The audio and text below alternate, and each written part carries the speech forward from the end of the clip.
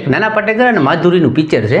એમાં નાના પાટેકર છે ને માધુરીને એમ કહે છે કે कैसे बताऊं तुम्हें कि मेरे लिए तुम कौन हो, तुम जिंदगी तुम बंदगी तुम गीत हो तुम जीवन संगीत हो.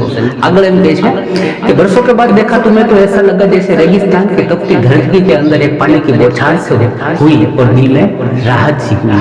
આ એની જેવું ચેપ્ટર છે ગ્રુપ ડી વાળા માટે કે આ જે આવર્ત કોષ્ટક છે ને એને એમ કહેવું પડે कैसे बताऊं मैं तुम्हें कि तुम मेरे लिए कौन हो. સરસ મજાનું ચેપ્ટર છે ને આમાંથી દરેક કે દરેક શિફ્ટમાં 3-4 પ્રશ્ન આવવાની પૂરેપૂરી સંભાવનાઓ અને શક્યતાઓ છે. એ બધા જ પ્રશ્ન જે છે ને એને મેં ગોઈતા ખૂબ મહેનત કરી છે. ઘણા બધા પ્રશ્ન ભેગા કર્યા કે જે રિપીટની વારંવાર પૂછાય એવા પ્રશ્ન કયા, બરાબર છે, અને વારંવાર આપણને જોવા મળશે જ, અને જેની સંભાવનાઓ વધી જાય કે તમને માર્ક મળી જાય, એના માટે થઈને આ વિડીયો બનાવ્યો છે. એટલે ખૂબ જ મહત્ત્વનો છે. આખો વિડીયો જોજો, બહુ મહેનતથી બનશે, બરાબર. હવે આખું ચેપ્ટર સમજતાની સાથે આપણે છે ને આઈએમપી પ્રશ્ન લઈ લઈએ. પહેલાં આટલું છે ને એ તમારા મગજની અંદર ફિટ હોવું જોઈએ, બરાબર છે. આમાંથી પણ પ્રશ્ન આવશે. શું કહે છે તો પહેલાં તો આપણને છે ને આવર્ત કોષ્ટકમાં 118 તત્વ રહ્યા ને, બરાબર, એમાંથી કુદરતમાંથી મળતા કેટલા, આ તમને આખું મોઢે હોવું જોઈએ. આમાંથી પણ પ્રશ્ન આવશે જ. તો કુદરતી તત્વ જે છે ને 94 જેટલા તત્વ કુદરતમાંથી મળે છે. બીજું પૂછશે કે કૃત્રિમ તત્વો કેટલા, તો કે 24 જેટલા, બરાબર છે. તો ધાતુ તત્વો જે છે એ એમાં કેટલા, તો કે 91 ધાતુ છે. અધાતુ તત્વ કેટલા, તો કે 20 જેટલી જે છે ને એ અધાતુ તત્વો એના અંદર આપણે કહીશું, બરાબર. અને મિશ્ર ધાતુ પૂછે તો 7 છે. એવી જ રીતે હજી તમને પૂછે અક્રિય કે નિષ્ક્રિય ગેસ કેટલા, તો એ પણ 7 છે. આટલું જે છે એ તમને હંમેશ માટે મોઢે હોવું જોઈએ. જો આટલું તમને યાદ નહીં હોય તો તમે આમાં આગળ વધી શકતા નથી. ઓકે, હવે ચાલુ કરીએ છીએ આખું. સાથે સાથે એક રિક્વેસ્ટ કરી દઉં, ચેનલને લાઇક સબસ્ક્રાઈબ કરવાનું બાકી હોય તો કરી દેજો. આખા ગુજરાતમાં લગભગ આ વિડીયો કોઈની હું પહેલ કરવા જઈ રહ્યો છું. મને તમારો સપોર્ટ મળશે સારો તો મને હજી આમાં આગળ મહેનત કરવાની મજા આવશે. આખો દિવસ થાય ને ત્યારે આ વિડીયો બને છે, એટલે એટલી રિક્વેસ્ટ છે. લાઇક તો અચૂકથી કરી જ દેજો, બરાબર છે. બીજું કે જે લોકોને મટીરિયલ પરચેજ કરવું હોય, ગણિતનું જોઈએ, વિજ્ઞાનનું જોઈએ, અથવા તો જૂના પેપર જોઈએ, તો અત્યારે ડિસ્પ્લે ઉપર મારો નંબર આવી ગયો છે. આપ મારો કોન્ટેક્ટ વોટ્સઅપમાં કરજો. ઓકે, હવે આપણે એવી રીતે કરશું કે અહીંયા બાજુમાં આખો પ્રશ્ન લખાયેલો દેખાશે તમને, અને હું છે મારા હાથમાં બુક રાખીશ, બરાબર છે. એટલે તમને હું જ્યાં જરૂર લાગે ત્યાં અંદર ડિટેલમાં સમજાવતો જઈશ. જેમ કે પહેલાં શરૂઆત છે ને આપણે એકદમ ઇઝી પ્રશ્નથી કરીએ. કદાચ કોઈને આ ચેપ્ટર ન આવડતું હોય તો એને આવડી જાય, બરાબર છે. જરૂર લાગશે ત્યાં હું તમને સમજાવીશ. પહેલો જ પ્રશ્ન લઈએ છીએ. હવે તમારી બાજુમાં અહીંયા દેખાશે એ રીતે હું કરી દઈશ કે ભાઈ આવર્ત કોષ્ટક જે છે, બરાબર, એને ઘણા પિરિયડિક ટેબલ એ બોલે છે, બરાબર છે. આવર્ત સારણી હિન્દીમાં બોલે છે. આપણે ગુજરાતીમાં ચાલીએ કે આવર્ત કોષ્ટક જે છે, પહેલાં તો પ્રશ્ન આવશે એનો જનક કોણ છે, અથવા તો આવર્ત કોષ્ટકના જનક કોને કહે છે. આ તમને ખબર હોવી જોઈએ. તો મેન્ડેલિફ નામના વૈજ્ઞાનિક છે એને આવર્ત કોષ્ટકના જનક કહે છે, અને 1869માં એણે આવર્ત કોષ્ટક બનાવેલું હતું. ઓકે, એના વિશે વધારે પૂછી શકાય એવા કે કયા પ્રશ્ન આવ્યા, તો કે એક તો એ રશિયન વૈજ્ઞાનિક હતા, બરાબર છે, અને 1869માં એણે રજૂ કરેલું છે. એનાથી આગળ જોઈએ બીજો પ્રશ્ન કે આધુનિક આવર્ત કોષ્ટક જે છે, બરાબર. પહેલો પ્રશ્ન હતો ખાલી આવર્ત કોષ્ટક હું બોલ્યો છું, યાદ રાખજો. અને હવે પ્રશ્ન આવે છે આધુનિક આવર્ત કોષ્ટક જે છે એની શોધ કોણે કરેલી, બરાબર. તો હેનરી મોઝલે નામનો સાયન્ટિસ્ટ છે, અને 1913ની અંદર એણે આ જે આવર્ત કોષ્ટક છે આધુનિક એની શોધ કરેલી છે. આગળ પ્રશ્ન લેતા જઈએ. જ્યાં સમજાવવાનું છે ત્યાં હું અચૂકથી સમજાવીશ. પહેલાં હાવ સાદા પ્રશ્ન, એક રૂપરેખા મગજમાં ક્લિયર થઈ જાય કે આધુનિક આવર્ત કોષ્ટકમાં કેટલા તત્વો છે. એનો ફોટો મૂકવાની જરૂર નથી, કહી દઉં 118 છે. ઇઝી પ્રશ્ન છે. હવે આધુનિક આવર્ત કોષ્ટકની અંદર સમૂહની સંખ્યા કેટલી, બરાબર. તો આધુનિક આવર્ત કોષ્ટક જે છે ને એના અંદર આ રીતના આડી લાઈનો જે છે એને આવર્ત બોલે છે, એ 7 હોય છે, અને જે ઊભી લાઈનો છે એને સમૂહ અથવા પીરિયડ કહે છે. એની જે સંખ્યા પૂછવામાં આવે તો એ કેટલી છે, તો કે 18 જેટલા સમૂહો જે છે આના અંદર આવેલા છે. ઓકે, એટલે એ પણ આખે એક રૂપરેખા તૈયાર થાય છે. પછી આપણે ડીપમાં પ્રશ્ન લેતા જઈએ, બરાબર. હવે આધુનિક આવર્ત કોષ્ટકમાં પ્રથમ નંબર ઉપર તત્વ કયું, આ પ્રશ્ન 100 વખત મેં જોયો, અલગમાં 100 વાર પૂછાણો છે. અને પહેલા નંબર ઉપર છે ને હાઇડ્રોજન આવે છે, અને હાઇડ્રોજન વિશે મેં ઘણું ભણાવેલું છે. હું છેલ્લે અંતમાં તમને 2 વિડીયોના બાજુમાં થંબનેલ મૂકીશ, એને જોજો. એમાં મેં આખી આધુનિક આવર્ત કોષ્ટક ડીપમાં ભણાવી છે, ભાગ 1 અને ભાગ 2, બરાબર. બંનેને તમે જોજો એવી મારો આગ્રહ રહેશે. તો પહેલા નંબર ઉપર તત્વ જે આવે છે એને કહેવામાં આવે છે હાઇડ્રોજન. ઓકે, એની ખોજ પૂછાય છે, વારંવાર પૂછાયેલી છે. તો એના શોધ કરતા છે હેનરી ક્વેન્ડિઝ નામનો વ્યક્તિ છે, એણે એની શોધ કરેલી છે. હવે આગળ પ્રશ્ન જોઈએ કે આમાંથી આવશે એવા પ્રશ્ન, સૌથી હળવો અક્રિય વાયુ કયો? બરાબર, અક્રિય વાયુ બોલે છે, નિષ્ક્રિય વાયુ બોલે છે, અથવા તો એને એવું પણ બોલે છે નોબલ વાયુ. બરાબર, આ બધા જે છે એમાંનો પ્રશ્ન આવ્યો. સૌથી હળવો અક્રિય વાયુ જે છે એ હિલિયમને કહેવામાં આવે છે. શરૂઆત થાય ને આવા ક્વેશ્ચન પહેલા નંબર હાઇડ્રોજન હોય, બીજા નંબર ઉપર હિલિયમ હોય છે. એટલે જુઓ ને તો સૌથી હળવો અક્રિય એટલે નિષ્ક્રિય. આ બાજુ જે છે એ બધા કેવા હોય છે? 18 નંબરની લાઇનમાં બધા નિષ્ક્રિય ગેસ હોય છે.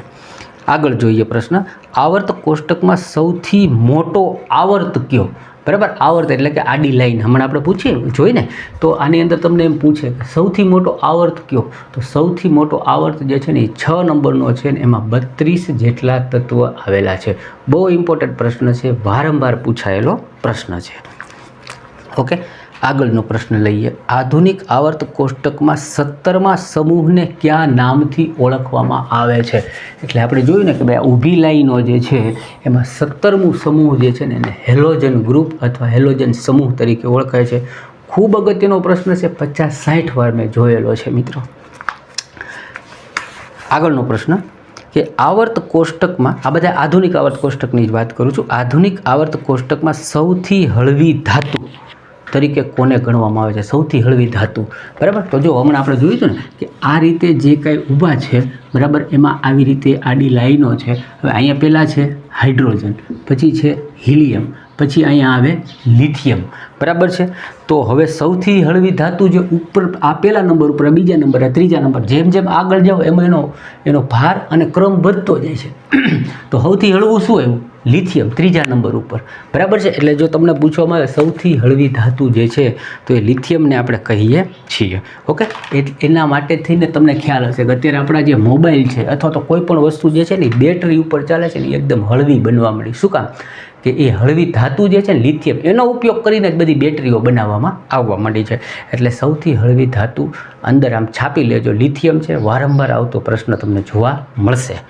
આગળનો પ્રશ્ન જોઈએ કે હેલોજન સમૂહમાં મુક્ત ઇલેક્ટ્રોનની સંખ્યા જે છે ને એ કેટલી છે? તો હેલોજન છે ને એ 17 નંબર ઉપર છે. બરાબર, હવે જો એ બધા લાઇનમાં એવી રીતે શું કામ ગોઠવા છે ખબર? એનું એક એક્ઝામ્પલ આપી દઉં. બરાબર છે, મુક્ત ઇલેક્ટ્રોન એટલે શું? માનો કે હાઇડ્રોજન જે છે ને, બરાબર છે, તો એના અંદર એક જ ઇલેક્ટ્રોન છે. બરાબર, એટલે એ પહેલા નંબર ઉપર બેઠો. બરાબર છે, અહીંયા બીજા નંબર ઉપર હિલિયમ આવ્યો ને તો એના અંદર 2 ઇલેક્ટ્રોન છે. કેટલા છે? 2. તો કોઈ પણ આ રીતે સેલ ભરાતો હોય ને એમાં પહેલાની અંદર 2 ઇલેક્ટ્રોન આવે. બરાબર છે, એવું એક સૂત્ર છે 2n² વાળું, મેં આગળ શીખવાડેલું છે. બરાબર, તો એ પ્રમાણે ગોઠવણો એટલે કે સૌથી બારે જે સેલની અંદર જે ઇલેક્ટ્રોન હોય ને એને મુક્ત ઇલેક્ટ્રોન કહેવાય. તો જે 17 નંબરનું હતું ને એમાં પહેલામાં 2 બેઠા, બીજામાં 8 બેઠા, એટલે 10 બેસી ગયા. તો હવે ત્રીજું જે સર્કલ હશે ને એની અંદર 7 ફરશે, એટલે એ 17 નંબર ઉપર છે. એટલે જેનો જે સમૂહનો ક્રમ છે ને એનો પાછળનો આંકડો એવું દર્શાવે છે કે એટલા ઇલેક્ટ્રોન એના પાછળના સેલમાં છેલ્લા સેલની અંદર, તો આમાં 7 ઇલેક્ટ્રોન જે છે ને એ મુક્તપણે તમને જોવા મળે. એટલા માટે એ 17ના ક્રમમાં હોય છે. અને એમાંથી જ આગળ એક બીજો પ્રશ્ન બને છે, 18મા ગ્રુપમાં કેટલા ઇલેક્ટ્રોન હોય? તો જુઓ જી, પહેલાની અંદર આપણે કેટલા બેસાડ્યા? તો કે 2. બીજામાં કેટલા બેઠા? તો કે 8. એના પછી કેટલા બેઠા? 8. તો હવે મુક્ત ઇલેક્ટ્રોન એકેય રહ્યો જ નહીં, કારણ કે સાયન્ટિસ્ટોએ ઇલેક્ટ્રોનને બેસાડવાની જે રીત છે ને એમાં એણે આ નિયમ આપ્યો છે. એ નિયમ પ્રમાણે બેસી ગયા એટલે એ એક પણ વધ્યું નહીં. એટલે આની અંદર કોઈ પણ બહારના ગ્રુપમાં, બહારના સેલમાં એક પણ ઇલેક્ટ્રોન મુક્ત ન હોય. એટલા માટે તો એ 18 નંબરનું આખું સમૂહ છે ને અક્રિય કે નિષ્ક્રિય કે એ કોઈ હારે ક્રિયા કરતું જ નથી. એક થિયરી આખી મેં તમને અહીંયા સમજાવી દીધી. મસ્ત કોન્સેપ્ટ સમજાવતો જાઉં છું, જ્યાં જ્યાં જરૂરી લાગે ને હેલ્પફુલ થાય. લાઈક કરવાનું ભૂલતા નહીં મિત્રો. ઓકે, આગળ જોઈએ. પછી પૂછું, હેલોજન સમૂહ જે છે, ઓકે, હેલોજન સમૂહની સંયોજકતા કેટલી? બરાબર, પહેલાં તો આપણે જોઈએ એમાં મુક્ત ઇલેક્ટ્રોન 7 છે, એના પછી આવ્યું. હવે સંયોજકતા કેટલી? તો 17 નંબર ઉપર છે કોઈ. બરાબર, તો આપણે જોયું પહેલાં સેલની અંદર 2 ઇલેક્ટ્રોન બેઠા, બીજાની અંદર 8 ઇલેક્ટ્રોન બેઠા, એના પછી 7 ઇલેક્ટ્રોન બેઠા. તો આ આખા સેલને પૂરો કરવા માટે એને 1 ઇલેક્ટ્રોન મળી જાય તો અહીંયા 8 થઈ જાય. તો એ પણ પોતે કેવો થઈ જાય? સ્ટેબલ થઈ જાય. હવે કોઈ યાર ક્રિયા ન કરે તો એને ઘટે છે કેટલો? 1. એટલે એને 1 ઇલેક્ટ્રોન જે છે ને એને સંયોજકતા એની કહેવામાં આવે છે, કે જેનાથી એનો સેલ કમ્પ્લીટ થઈ જાય, પોતે સ્ટેબલ થાય. બરાબર, એટલે હેલોજન જે આખું સમૂહ છે એની સંયોજકતા પૂછવામાં આવે તો 1 ઇલેક્ટ્રોન તરીકે તમે કહી શકો.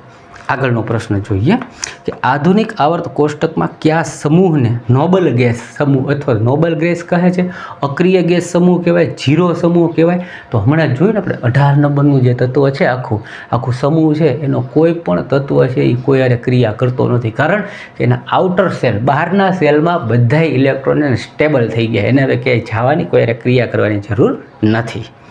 આગળ જોઈએ, આધુનિક આવર્ત કોષ્ટકમાં પ્રથમ આવર્તમાં કેટલા તત્વો જોવા મળ્યા?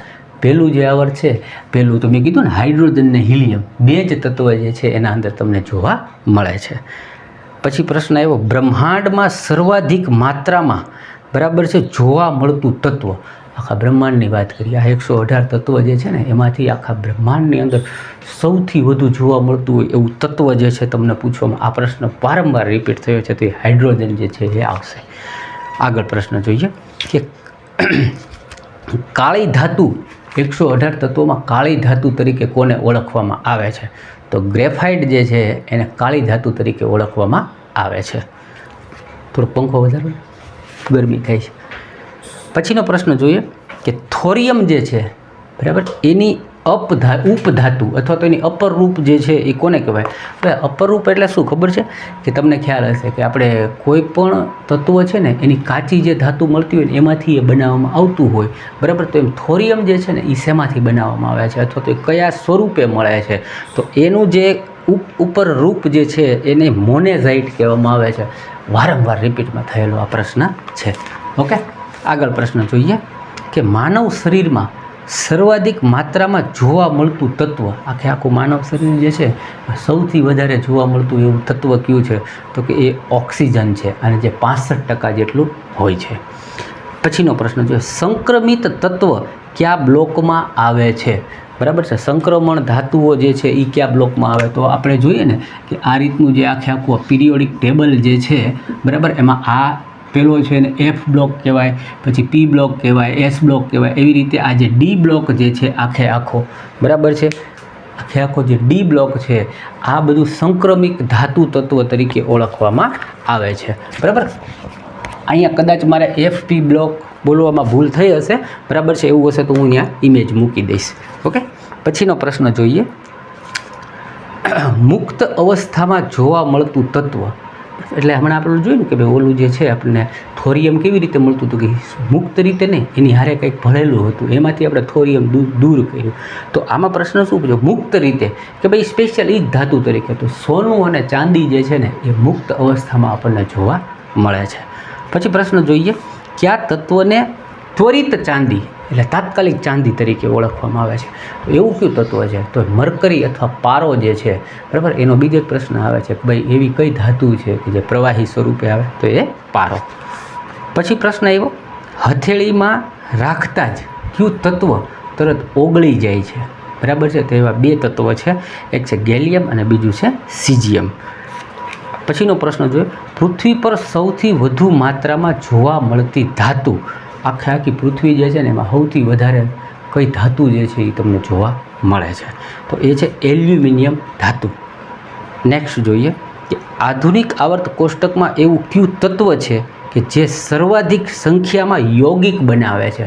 બરાબર, આના માટે મેં સ્પેશિયલ આખો વિડીયો મૂક્યો છે કે સૌથી વધુ યૌગિક કોણ બનાવે છે? કાર્બનનો. અને કાર્બન છે ને એને મેં બિપાશા કીધી છે, એવો એક વિડીયો બનાવ્યો છે, અને આગળ થંબનેલમાં બિપાશાનો અને કાર્બનનો ફોટો મૂક્યો છે, એકવાર અચૂક જોજો, જોવા જેવો વિડીયો છે.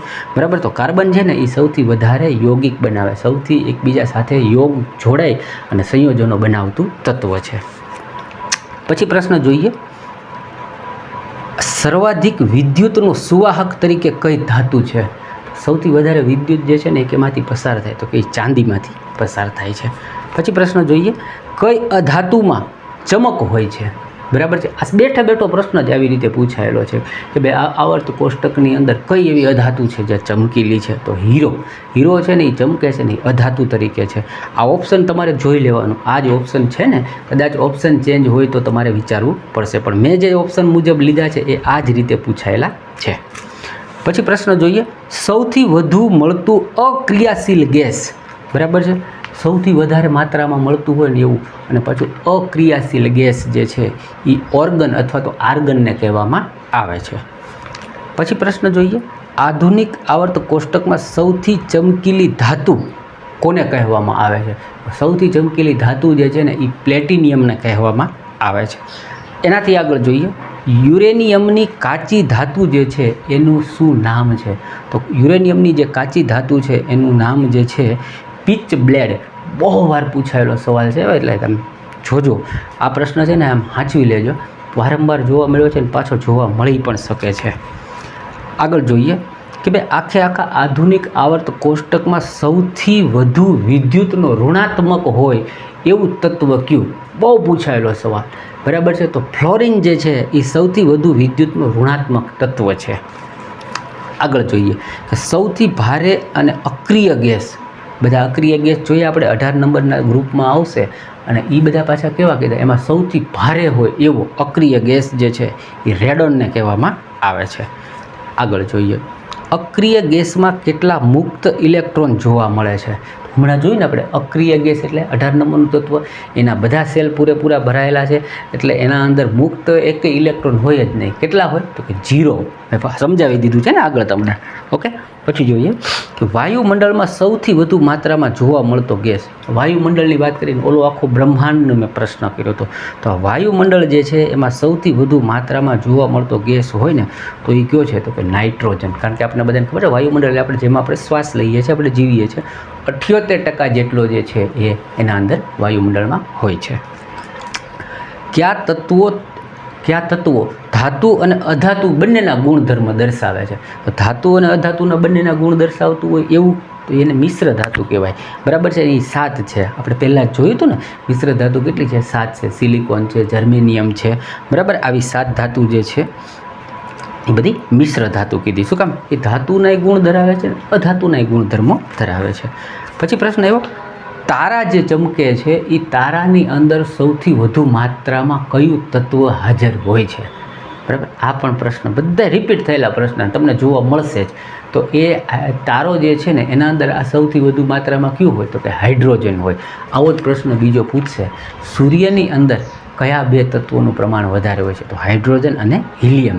એ બંને એક સંલયન નામની પ્રક્રિયા કરે છે, અને એના હિસાબે જ આ જે સૂર્ય છે એ ઉર્જા અને ચમક આપે છે. આગળનો પ્રશ્ન જોઈએ, એવા તત્વ કે જેમાં સમાન માત્રામાં પ્રોટોન હોય પરંતુ એના અંદર ન્યુટ્રોન અસમાન હોય. બરાબર છે. તો કોઈ પણ તત્વ હોય ને એમાં 3 વસ્તુ હોય, ઇલેક્ટ્રોન, પ્રોટોન અને ન્યુટ્રોન. હવે એણે શું કીધું કે પ્રોટોન સમાન માત્રામાં હોય, બરાબર છે, અને ન્યુટ્રોન છે એ અસમાન માત્રામાં. એટલે કહેવા શું માગું છું કે ભાઈ આ એક તત્વ છે, એક આ તત્વ છે. માનો કે આના અંદર પ્રોટોનની સંખ્યા જે છે એ 13 છે, આના અંદર એ પ્રોટોનની સંખ્યા જે છે એ 13 છે, જ્યારે ન્યુટ્રોન છે આના અંદર 12 છે, અને આના અંદર ન્યુટ્રોન છે એ 14 છે. બરાબર છે. તો પ્રોટોન બેયમાં સરખા છે, તો આને શું કહેવાય? તો આને સમસ્થાનિક તરીકે બોલવામાં આવે છે, જેનું સ્થાન સરખું છે. એવા હાઇડ્રોજન જે છે ને એના 3 સમસ્થાનિક છે. બરાબર છે. ખ્યાલ છે તમને? નામ આવડતા હોય તો મને કહેજો. બરાબર છે. હાઇડ્રોજન જે છે ને એનું ડ્યુટોરિયમ એટલે કે એની અંદર એ D2 તરીકે ઓળખવામાં આવે છે. એવા 3 નામો છે. બરાબર કે એ હાઇડ્રોજનના સ્થાને જ બેસશે, પરંતુ એની અંદર શું કહેવાય કે ભાઈ એના ન્યુટ્રોન અલગ અલગ હોય, એટલે સમસ્થાનિક હોય. આવું જે કહે છે સમભારિક, જેનો ભાર સમાન હોય પણ એના અંદર પ્રોટોનની સંખ્યા અલગ હોય તો એને સમભારિક તરીકે ઓળખવામાં આવે છે. આગળ જોઈએ, કયા ગેસને અજીબ ગેસ અથવા તો સ્ટ્રેન્જર ગેસ તરીકે ઓળખવામાં આવે છે? તો ઝેનોન નામનો જે ગેસ છે, બરાબર, એને અજયબી ગેસ અથવા તો સ્ટ્રેન્જર ગેસ તરીકે બહુ વાર આવેલો સવાલ છે. પછી પ્રશ્ન, ભવિષ્યની ધાતુ તરીકે કોને ઓળખવામાં આવે છે? તો ટાઇટેનિયમ જે છે એને ભવિષ્યની ધાતુ તરીકે ઓળખવામાં આવે છે. કયા ગેસને ભવિષ્યનું ઈંધણ કહે છે? આ પ્રશ્ન પણ બહુ વાર જોવા મળેલો છે, અને આપણા ગુજરાત ગવર્મેન્ટ જે છે એ પણ પૂછે છે. બરાબર છે કે ભાઈ કયા ગેસને ભવિષ્યનું ઈંધણ કહેવામાં આવે છે? તો હાઇડ્રોજન જે છે એની ઉપર અત્યારે બધા ફોકસ કરે છે કે ભવિષ્યમાં આને ઈંધણ તરીકે આપણે વાપરીશું. સોડિયમનો પરમાણુ ક્રમાંક કેટલો છે? તો આ વારંવાર પૂછાયેલો સવાલ છે. સોડિયમ છે ને 11 નંબરના સ્થાન ઉપર બેસે છે. પછી પ્રશ્ન, વિદ્યુત બલ્બમાં કયો અક્રિય ગેસનો ઉપયોગ થાય છે? તો જુઓ, આ બધામાં તમને એવું લાગે અક્રિય શબ્દ શું કામ વાપરે છે? બરાબર. ત્યાં સક્રિય હોય તો શું થઈ જાય? આ વિદ્યુતનો બલ્બ છે એની અંદર આપણે જોયું ને કે 18 નંબરનું તત્વ જે આખા બધા ગ્રુપ છે એમાં બધા નિષ્ક્રિય છે અથવા તો અક્રિય છે, ક્રિયા ન કરે એવા. તો એવો ગેસ જે છે ને આર્ગન, એ આમાં વાપરવામાં આવ્યો. શું કામે? કે ઇલેક્ટ્રિકનો પાવર મળે, કરંટ મળે, જો ઓલો સામો એની અંદર ક્રિયા કરે તો સક્રિય હોય તો એ શું થાય? એટલા માટે એ લેમ્પ હળગવાની બદલે ધડાકો થાય. એટલે એની અંદર જે હોય ને અક્રિય ગેસ હોય. જ્યારે ગેસ આપણે ગોળો ફૂટે ને ત્યારે ઘણીવાર તમને ધડાક અવાજ આવે છે. એ એટલા માટે જ આવે છે કે એના અંદર એ ગેસ ભરવામાં આવેલો છે. ઓકે, આગળનો પ્રશ્ન જોઈ લઈએ કે એનો જવાબ મેં આપ્યો ને, આર્ગન છે. બરાબર. ભારતમાં જોવા મળતો રેડિયો એક્ટિવ તત્વ. ભાઈ રેડિયો એક્ટિવ તત્વ જે છે ને એના ઉપર બેન છે, એમ તમે જાહેરમાં લઈ ન જઈ શકો, અથવા તો એનાથી આખું રેડિયો એક્ટિવ થર્મલ ઉર્જા ઘણું બધું થઈ શકતું હોય. તો એવું ભારતની અંદર મળી રહેતું હોય એવું જે છે ને એ થોરિયમ છે. માનવ શરીરમાં સૌથી વધુ માત્રામાં જોવા મળતું ખનિજ પદાર્થ કયો? માનવ શરીરની અંદર જોવા મળતું સૌથી વધુ ખનિજ પદાર્થની વાત કરે છે એ કેલ્શિયમ છે. આગળ જોઈએ, કઈ અધાતુ વિદ્યુતની સુવાહક હોય છે? બરાબર છે. કઈ અધાતુ, સામાન્ય રીતે ધાતુ છે ને એ જ વિદ્યુતના સુવાહકો હોય, પણ આ તો અધાતુની વાત કરી. તો આપણે પેન્સિલ હોય ને, પેન્સિલની અંદર ગ્રેફાઇટ હોય છે. એ જો તમે આમ પાવરમાં પ્લગમાં ભરાવી સ્વિચ ચાલુ કરો ને પેન્સિલને પાછળથી પકડો તમને શોર્ટ લાગે. એટલે ગ્રેફાઇટ જે છે એ અધાતુ હોવા છતાં વિદ્યુતની સુવાહક છે. ઓકે, પછી જોઈએ, કઈ નિષ્ક્રિય ગેસ વાયુમંડળમાં ન હોય? વાયુમંડળની અંદર છે ને ઓપ્શન આપશે, એના અંદર રેડોન લખેલું હશે. રેડોન જે છે ને તમે જુઓ ને, હાઇડ્રોજન ને આપણે ઓક્સિજન ને કાર્બન ને નાઇટ્રોજન ને આ બધું મળે, પણ એની અંદર રેડોન હોતો નથી. પછી લાસ્ટ ક્વેશ્ચન આવ્યો, બરાબર છે, કે કયા તત્વને જોડિયા તત્વ તરીકે ઓળખવામાં આવે છે? છેલ્લો પ્રશ્ન છે મિત્રો, કયા તત્વને જોડિયા તત્વ તરીકે ઓળખવામાં આવે છે? તો લેડ અને ઝીંક જે છે ને એ બેને જોડિયા હોય ને, જોડવા એવો શબ્દ વાપરે છે. બરાબર. અહીંયા અમે લગભગ 50 જેટલા પ્રશ્ન તમારા માટે લઈ લીધા છે, ખૂબ જ ઇમ્પોર્ટન્ટ હતા. હવે તમને સારું લાગ્યું હોય તો લાઇક કરજો, બીજા વિદ્યાર્થીઓ સુધી શેર કરીને પહોંચાડો. બરાબર. ગુજરાતમાં પહેલી વાર હું આ બનાવી રહ્યો છું અને આવા મેં 2 વિડીયો બનાવ્યા છે, એમાં સમજાવ્યું છે. બરાબર છે, કે જે લોકોને પિરિયોડિક ટેબલ સમજવું હોય એ 2 વિડીયો જે છે તે લાસ્ટમાં અહીંયા આવી જ ગયા હશે, એ તમે અચૂકથી જોજો. ઓકે, મળીએ છીએ બીજા વિડીયોમાં. ત્યાં સુધી આવજો.